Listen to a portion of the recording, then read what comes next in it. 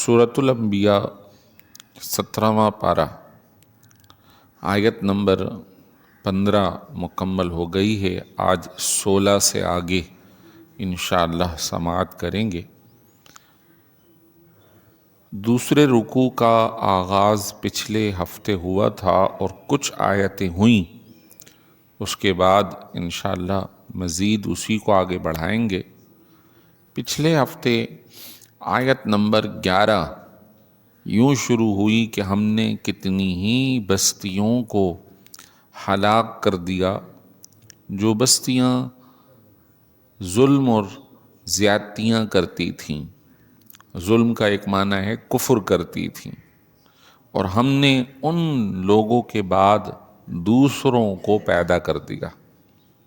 معلوم یہ ہوا اللہ تبارک و تعالیٰ کو بندوں کی حاجت یا ضرورت نہیں، بندوں کو رب کی ضرورت ہے۔ نمبر 2، ظالم کا ظلم ہمیشہ نہیں رہتا، وہ انجام کو پہنچ جائے گا۔ لہٰذا جو لوگ ظالمین ہیں، ظلم کرتے ہیں، زیادتی کرتے ہیں، ان کے لیے یہ آیت بطور سبق اور عبرت کے ہے، اور اللہ ان کے بعد ایسوں کو جاری فرما دے گا جو ظلم اور زیادتی سے پاک ہوں گے۔ جب ان ظالموں نے ہمارے عذاب کو دیکھا تو وہاں سے بھاگنے لگے۔ فرمایا نہ بھاگو، بلکہ وہیں مڑو جہاں تم آسائش میں رہ رہے تھے، اپنے گھروں میں تھے، تاکہ تم سے پوچھ گچھ کی جائے۔ جب ظالموں نے عذاب دیکھا، عذاب مختلف طریقے سے آیا، کہیں بارش کی صورت میں، کہیں سیلاب طوفان کی صورت میں، کہیں آگ کی شکل میں، تو وہ اپنی بستیوں سے نکلنے لگے تو اللہ نے انہیں رکوا دیا فرشتوں کے ذریعے، اور یہی فرمایا جا رہا ہے واپسی مڑو، اپنی جگہوں پہ جاؤ۔ تو اس زیادتی اور اس ظلم کی وجہ سے انہیں اور ان کی پوری بستیوں کو برباد کر دیا گیا۔ ایسی بھی بستیوں کا تذکرہ موجود ہے جن پر آگ برسائی گئی، ایسی بھی بستیاں تھیں کہ جن کو اللہ نے زمین سے اٹھا کر بہت اونچائی سے واپسی زمین پر پٹخوا دیا، بستیاں الٹ دی گئیں، جیسے کہ قوم لوط کا تذکرہ آتا ہے۔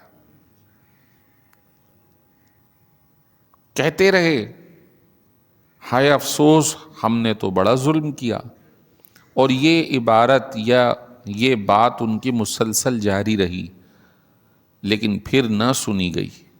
ہم نے انہیں کاٹی ہوئی فصل کی طرح کر دیا، اور کٹنے کے بعد جلی ہوئی فصل کی طرح کر دیا۔ پچھلے ہفتے میں نے اس کی تشریح کی تھی کہ عام طور پہ جہاں گندم وغیرہ نکلتا ہے، اوپر سے گندم کٹ جاتا ہے تو نیچے کا حصہ رہ جاتا ہے، تو پھر اسے مزید ختم کرنے کے لیے پوری زمین پہ آگ لگائی جاتی ہے، تاکہ جو نیچے کا جو ڈنٹھل ہے وہ بھی ختم ہو جائے۔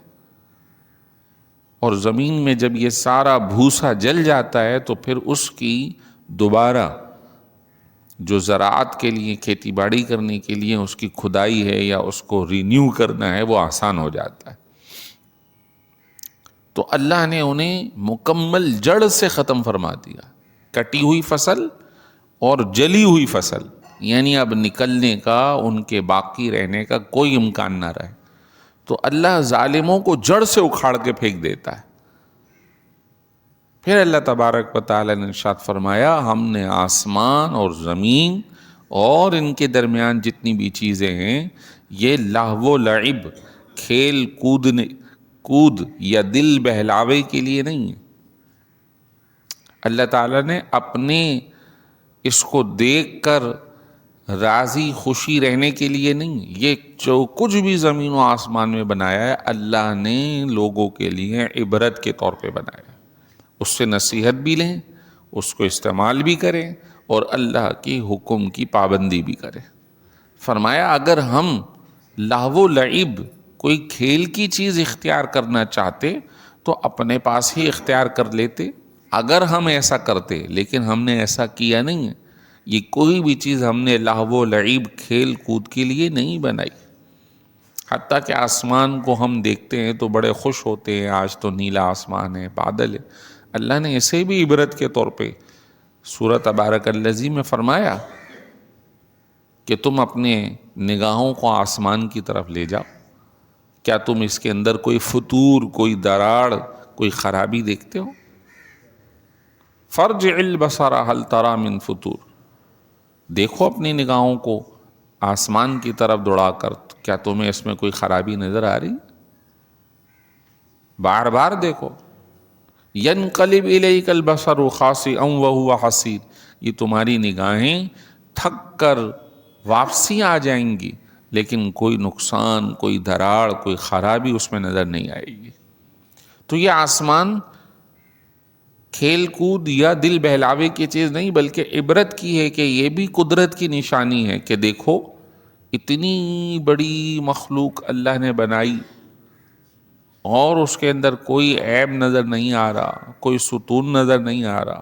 وہ کیسا قادر مطلق ہے، وہ کیسی قوت والی ذات ہے کہ جس نے اسے بنایا تو وہ خود کتنی طاقت اور قوت والا ہے، وہ کتنی وسعت والا ہے، وہ کیسا قادر مطلق ہے۔ تو یہ ساری چیزیں جو ہے اللہ نے ہمیں نصیحت کے لیے بنائی۔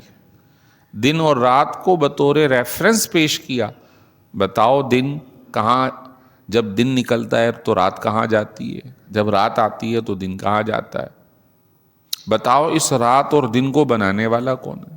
ان فی اختلاف اللیل والنہار لآیات لأولی الالباب، بے شک دن اور رات کے آنے جانے میں عقل والوں کے لیے نشانیاں ہیں۔ اگر دن ہی دن رہے تو کیا مشقتیں ہوں گی، رات ہی رات ہو تو کیا مشقتیں ہوں گی۔ پھر وہ کون ہے جو ایک وقت مقررہ پر ہی اس دن اور رات کو پھیر رہا ہے؟ تو اللہ تبارک و تعالیٰ نے اس پوری کائنات کو اپنی قدرت کی، اپنے خالق ہونے کی، اپنے قادر ہونے کی نشانی کے طور پہ پیش فرمایا۔ کیونکہ سورہ انبیاء کا آغاز یوں ہوا تھا کہ قیامت قریب آ گئی ہے، لوگ غفلت میں پڑے ہوئے ہیں، تو قدرت کی نشانیاں، توحید کی نشانیاں اس سورت کے اندر بڑی ڈیٹیل سے موجود ہیں۔ اور کیونکہ یہ مکے میں نازل ہوئی ہے تو مکے کے لوگ اللہ تبارک و تعالیٰ کو ماننے کے لیے تیار نہیں تھے، بتوں کو مانتے تھے، تو اللہ نے مظاہر دنیا، مظاہر قدرت، کائنات کو پیش کر کے اپنی توحید کا اظہار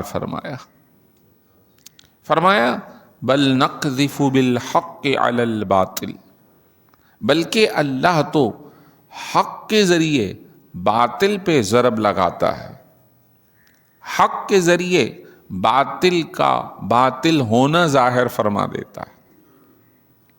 حق یہ ہے کہ اللہ وہ ہے جس نے اس پوری کائنات کو بنایا، اور باطل یہ ہے کہ تم جن کی پوجا پاٹ کرتے ہو وہ خدا نہیں، تم جس کے سامنے سجدہ ریز ہو وہ خدا نہیں، تم جس کی عبادت کر رہے ہو وہ عبادت کا حقدار نہیں۔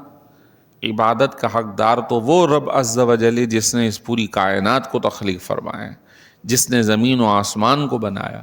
تو حق یہ ہے کہ تم اللہ کو ایک مانو۔ فرمایا فَإِذَا هُوَ زَاهِقٌ، باطل مٹ کر ہی رہے گا، حق ظاہر ہو کر ہی رہے گا۔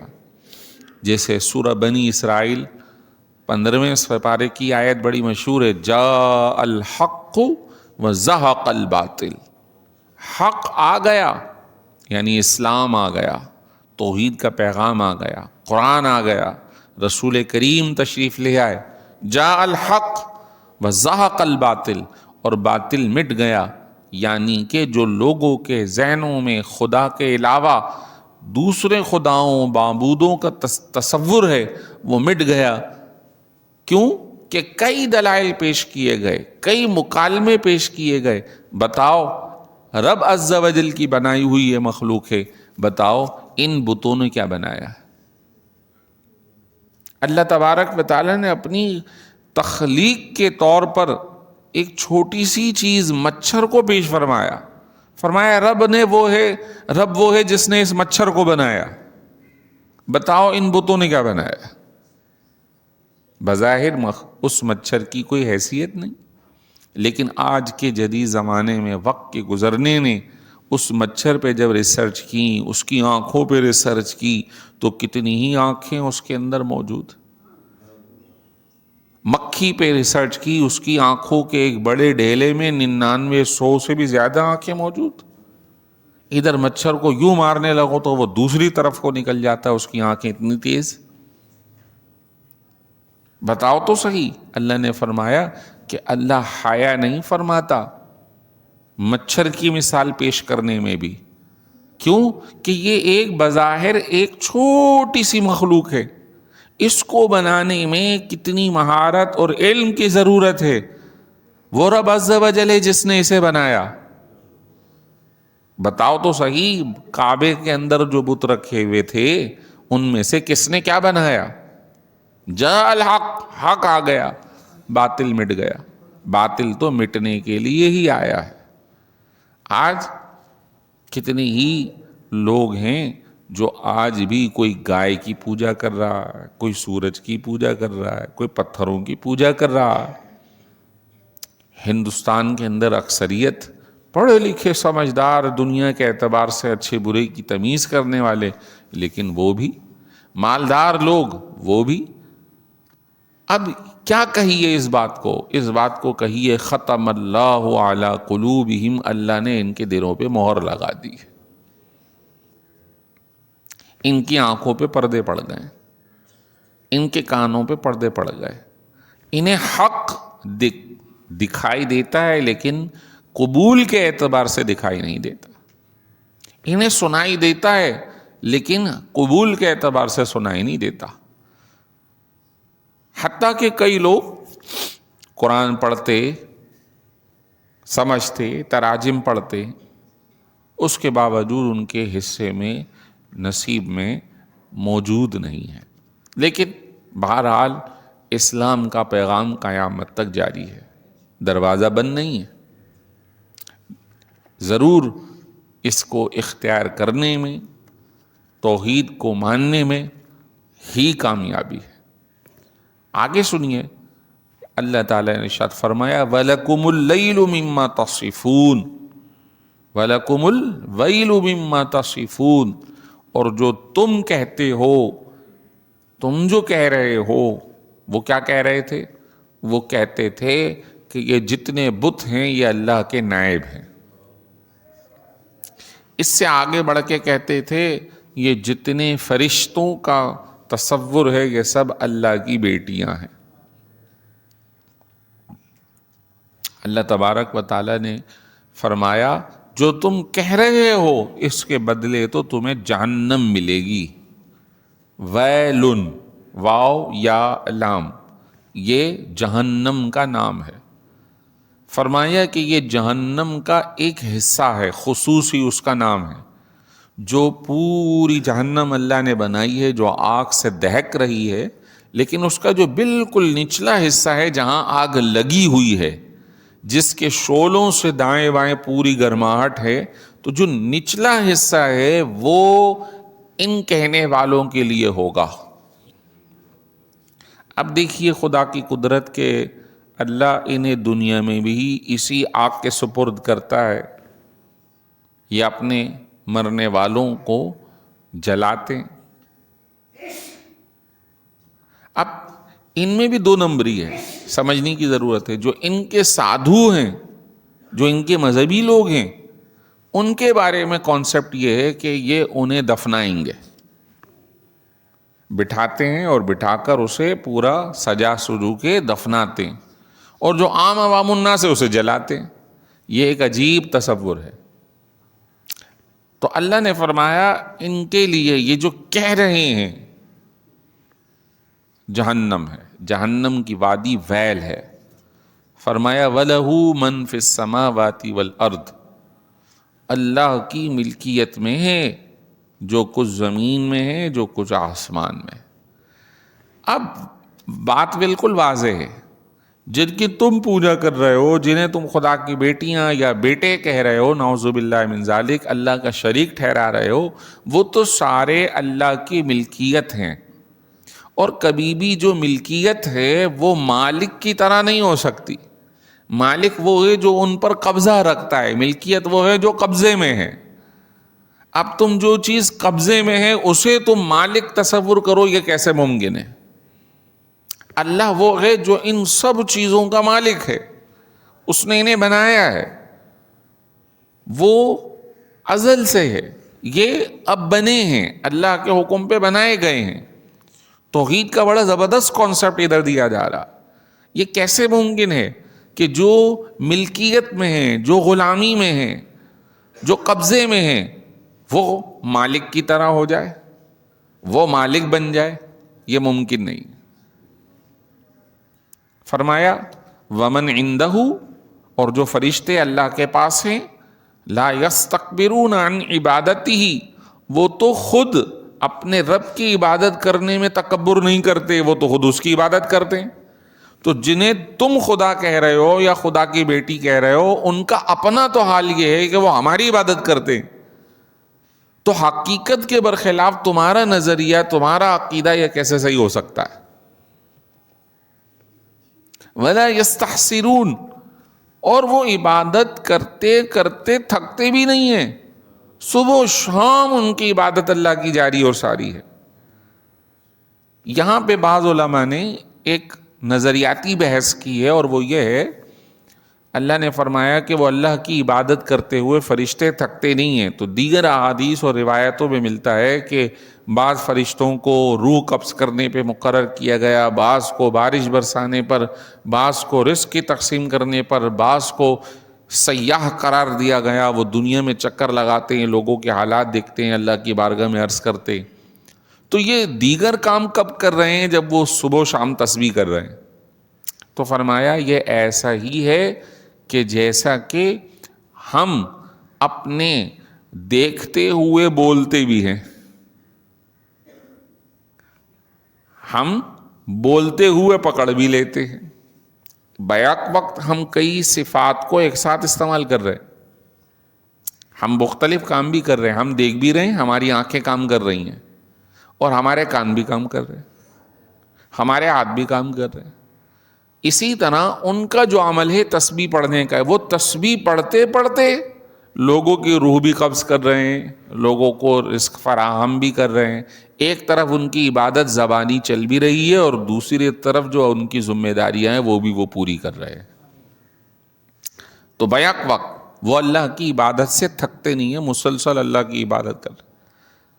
سورہ بنی اسرائیل میں فرمایا وَإِن مِّن شَيْءٍ إِلَّا يُسَبِّحُ بِحَمْدِهِ، جو کچھ بھی ہے وہ اللہ کی تسبیح اور حمد کر رہی ہے. گھاس پھوس، پتے، درخت، چرند پرند، جانور، درندے، سب اللہ کی تسبیح پڑھتے ہیں، اللہ کی پاکیزگی بیان کرتے ہیں. لیکن ہمارے کان، ہماری شعور کی کیفیت اسے نہیں سمجھ پاتی، ان کی زبان ہمیں نہیں معلوم. ہمیں نہیں معلوم یہ چونٹیاں کیا کہہ رہی ہیں، لیکن اللہ نے جنہیں طاقت دی، تو حضرت سلیمان علیہ السلام کا تذکرہ قرآن میں موجود ہے. چونٹیوں کی بات سن کر وہ مسکرا بھی دیے. فَتَبَسَّمَ ضَاحِكًا مِّن قَوْلِهَا، چونٹی کی بات سن کر سلیمان مسکرا دیے. پھر ان کی بات بھی نقل کی کہ ایک چونٹی نے اپنے ساری چونٹیوں کو کیا حکم دیا، یا ایھا النمل ادخلوا مساکنکم، اے میری جماعت چونٹیوں جلدی جلدی اپنے بل میں چلے جاؤ. لا یحطمنکم سلیمان وجنودہ وہم لا یشعرون، کہیں ایسا نہ ہو کہ سلیمان اور اس کا پورا لشکر تمہیں اپنے پاؤں کے نیچے کچل دے اور انہیں پتہ بھی نہ چلے کہ ہمارے پاؤں کے نیچے چونٹیاں آئی ہیں، لہذا جلدی جلدی اپنے بلوں میں چلے جاؤ. اب وہ آپس میں باتیں کر رہی ہیں. حضرت سلیمان نے وہ بات سن بھی لی، اس کو سن کے مسکرا بھی لیے. ہمیں کہاں سے پتہ چلے گا؟ ہمیں تو نہیں معلوم، آج تک تو ہم نے نہیں سنا.